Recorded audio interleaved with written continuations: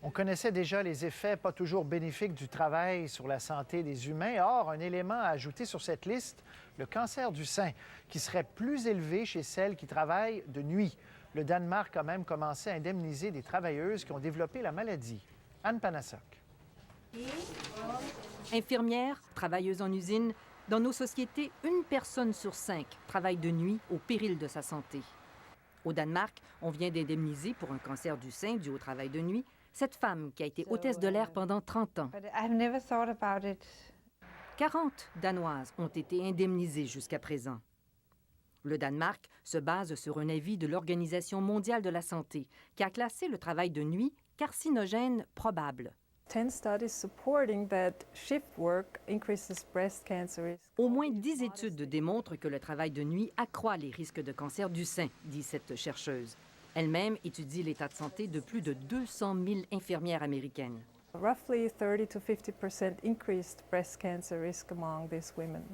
Le risque de cancer a augmenté de 30 à 40 après avoir travaillé 3 nuits par mois pendant 20 ans.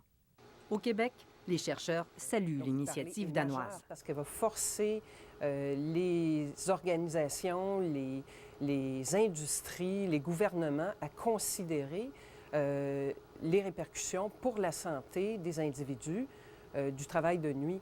En fait, je ne suis pas surprise que le travail de nuit puisse être relié au cancer du sein ou à d'autres cancers parce que ce n'est pas normal, finalement, pour un humain de travailler la nuit, de dormir parfois le jour et le sommeil est souvent très perturbé à ce niveau-là. Elle met toutefois un bémol. Je ne veux pas qu'on trouve que la cause ultime du cancer du sein, ce soit le travail de nuit. Pas la seule cause, mais la principale cause. Voilà ce qu'aura approuvé une travailleuse au Québec qui voudrait se faire indemniser. Pour ouvrir le dossier, c'est assez simple. Pour gagner sa cause, c'est plus compliqué. La CSST va évaluer les preuves qui sont versées par la travailleuse.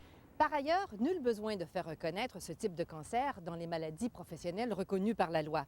D'abord, cette liste n'a pas été modifiée depuis 24 ans, si bien que nombre de travailleurs se font actuellement indemniser pour des maladies qui ne figurent pas sur la liste officielle.